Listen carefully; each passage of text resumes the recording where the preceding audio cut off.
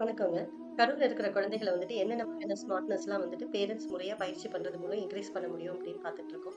அந்த வரிசையில இன்னைக்கு நம்ம பார்க்க போறது வந்து வேர்ட் ஸ்மார்ட். வேர்ட் ஸ்மார்ட்ங்கிறது வந்து என்னன்னா, லிங்குஸ்டிக் இன்டெலிஜென்ஸோட கனெக்ட் ஆனது. இப்ப சிலர் வந்து பார்த்தீங்கன்னா, வேர்ட்ஸ் அதோட மீனிங்ஸ் வந்துட்டு மனப்பாடம் பண்ணுவாங்க.